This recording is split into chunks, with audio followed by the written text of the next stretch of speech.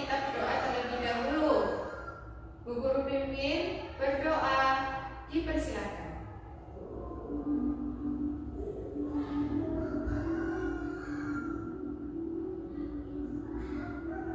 Berdoa selesai. Apa kabar kelas 5? Ya, Bu Guru doakan anak-anak kelas 5 selalu dalam keadaan sehat ya. Ya, pada pertemuan kali ini kita akan membahas materi mata pelajaran PPKN, apa? Pendidikan Pancasila dan Keluarga Negaraan. Nah, sebelum masuk ke pembelajaran, Bu Guru ingin menyampaikan beberapa tujuan pembelajaran yang akan kita capai, yang harus kita capai pada pertemuan kali ini. Ada 3 tujuan pembelajaran, apa saja? Yang pertama, dengan kegiatan membaca tentang persatuan dan kesatuan, siswa dapat menjelaskan makna persatuan dan kesatuan dengan tepat. Yang kedua, dengan kegiatan berdiskusi tentang contoh peristiwa sehari-hari yang mencerminkan persatuan dan kesatuan, siswa dapat menuliskan dan mempresentasikan makna penting persatuan dan kesatuan bangsa dengan tepat. Dengan kegiatan berlatih mengidentifikasi peristiwa dalam kehidupan sehari-hari yang mencerminkan sikap menjalin persatuan dan kesatuan, siswa dapat mengidentifikasi peristiwa dan kehidupan sehari-hari yang mencerminkan sikap menjalin persatuan dan kesatuan dengan tepat. Itu dia adalah 3 tujuan pembelajaran yang harus kita capai, yang harus kita penuhi pada pertemuan kali ini. Nah, sebelumnya Guru ingin tanya, jauh-jauh hari kita sudah belajar tentang Pancasila. Ayo yang di rumah, masih ingatkah kalian dengan bunyi Pancasila dari sila pertama sampai sila kelima? Ya. Dan lambang-lambang Pancasila sila pertama sampai sila kelima, kita ulang lagi lambang-lambangnya ya. Lambang sila yang pertama adalah bintang, lambang sila yang kedua adalah rantai, lambang sila yang ketiga adalah pohon beringin, lambang sila yang keempat adalah kepala banteng, dan lambang sila yang kelima adalah padi dan kapas. Dalam pertemuan kali ini kita akan menguak sila tentang sila yang ketiga, persatuan Indonesia. Kita akan membahas pentingnya persatuan dan kesatuan Indonesia bangsa. Masuk ke pembelajaran, siapkan catatan kalian di rumah. Kalau misalnya tertinggal atau penjelasan Bu Guru terlalu cepat, boleh gambarnya itu kalian ambil dan nanti dicatat di buku masing-masing ya. Bu Guru di sini hanya membacakan saja. Oke, kita masuk ke yang pertama, yaitu pengertian negara kesatuan dan negara kesatuan Republik Indonesia, pengertian NKRI. Negara kesatuan adalah negara yang di dalamnya hanya ada satu kekuasaan pemerintahan, yaitu kekuasaan pemerintahan berada pada pemerintahan pusat. Itu adalah negara kesatuan. Kalau negara kesatuan Republik Indonesia atau yang disingkat NKRI adalah negara yang wilayahnya membentang antara kota Sabang yang terletak di Namboe Aceh Darussalam sampai kota Merauke yang ada di provinsi Papua. Negara Indonesia merupakan negara kesatuan yang berbentuk republik seperti yang tercantum dalam Undang-Undang Dasar Republik Indonesia tahun 1945 pasal 1 ayat 1 yang berbunyi, negara Indonesia adalah negara kesatuan yang berbentuk republik. Negara Indonesia itu memiliki banyak pulau yang membentang dari Sabang sampai Merauke. Pulau-pulau tersebut berjajar dan saling sambung menyambung seperti halnya lagu dari Sabang sampai Merauke. Indonesia terletak di benua Asia, tepatnya di Asia Tenggara. Wilayahnya itu berada di mana? Berada di 6 derajat lintang utara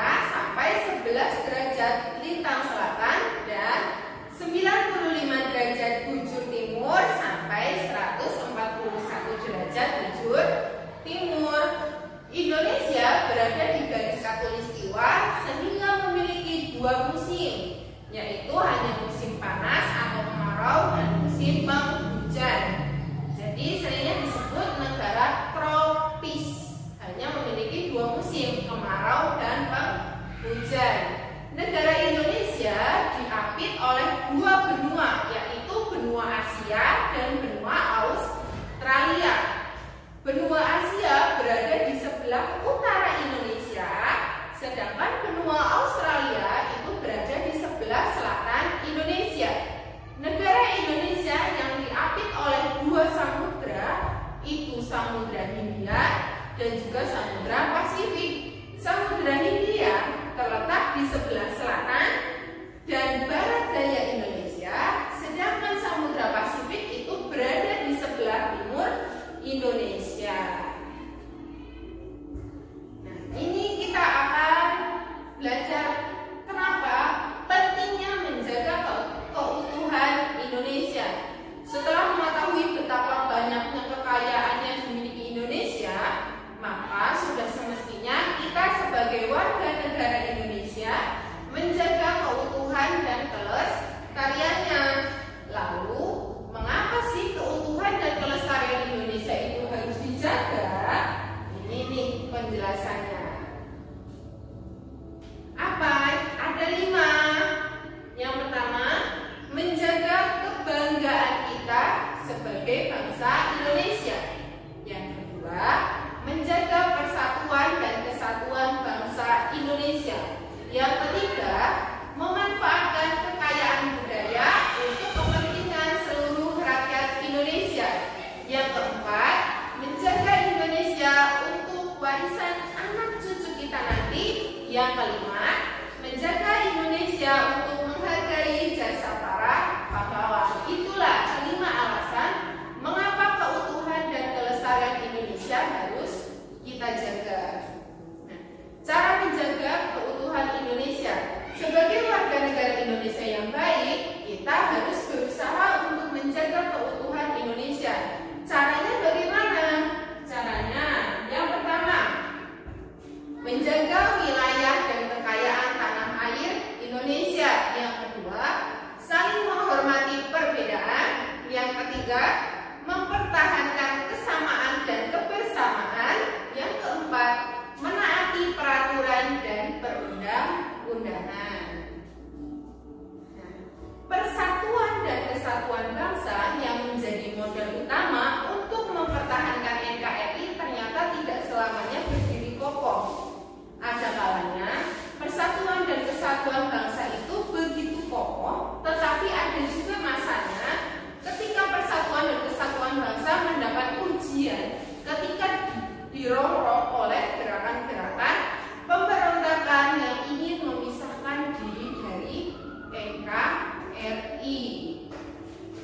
Persatuan dari masa ke masa, yaitu pada masa Orde Lama.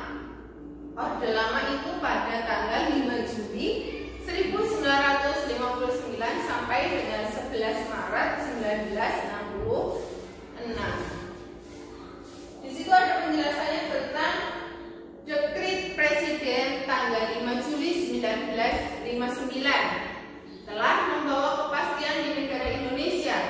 Negara kita kembali menggunakan Undang-Undang Dasar 1945 sebagai konstitusi negara yang berkedudukan sebagai asas penyelenggaraan negara sejak berlakunya kembali Undang-Undang Dasar 1945.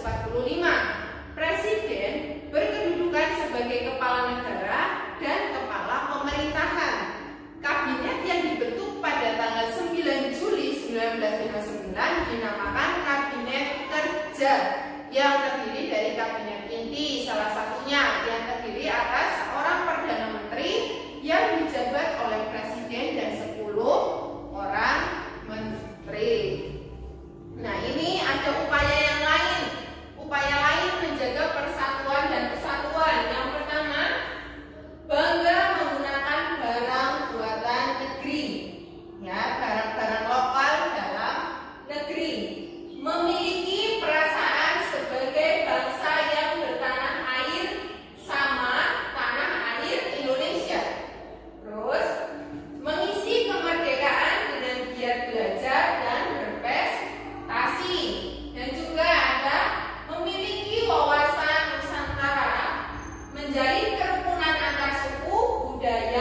dan umat di Indonesia mencintai dan ikut melestarikan budaya Indonesia.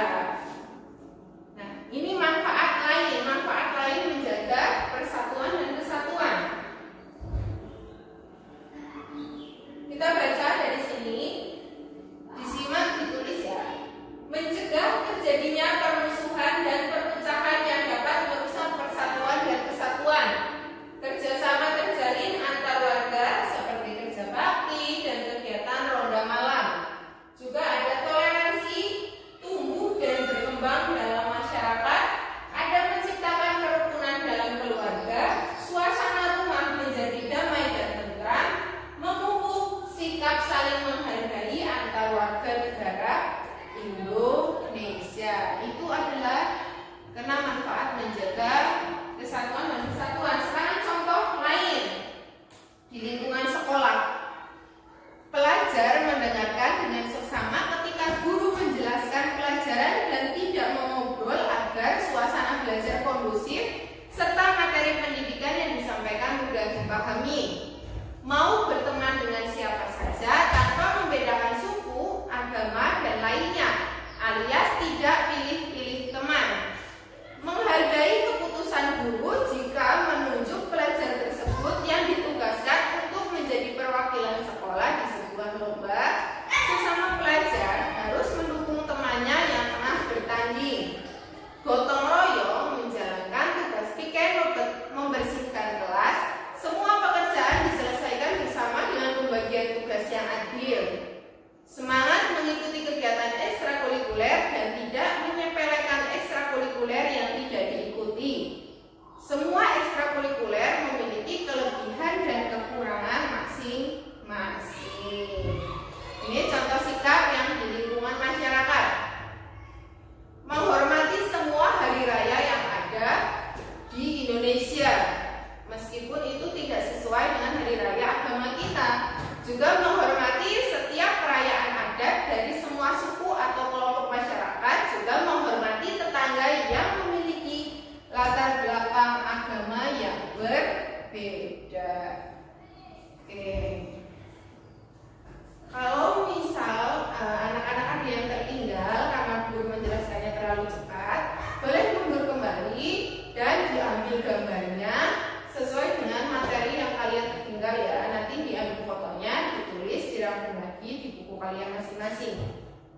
Masuk ke kesimpulan pertemuan kali ini apa? Makna penting persatuan dan kesatuan bangsa Indonesia adalah untuk mewujudkan cita-cita negara Indonesia. Cita-cita negara kesatuan Republik Indonesia ini tercantum dalam pembukaan UUD 1945 alinea keempat, yakni melindungi segenap bangsa Indonesia dan seluruh tumpah darah Indonesia. Oke. Apa yang anak-anak rasakan setelah mengikuti pembelajaran hari ini? Ya, Bu Guru harap anak-anak mengikuti pembelajaran hari ini dari rumah tetap merasa senang dan bahagia. Bu Guru ucapkan banyak-banyak terima kasih kepada anak-anak kelas 5. Bu Guru doakan anak-anak kelas 5 semakin cerdas, semakin pintar, serta berguna bagi bangsa, negara, dan juga agama. Bu Guru mohon maaf apabila ada penjelasan yang Bu Guru sampaikan ini kurang baik atau kurang berkenan kepada anak-anak sekalian. Bu Guru memohon maaf yang sebesar-besarnya. Bu Guru kita tutup pembelajaran hari ini juga dengan berdoa bersama. Berdoa,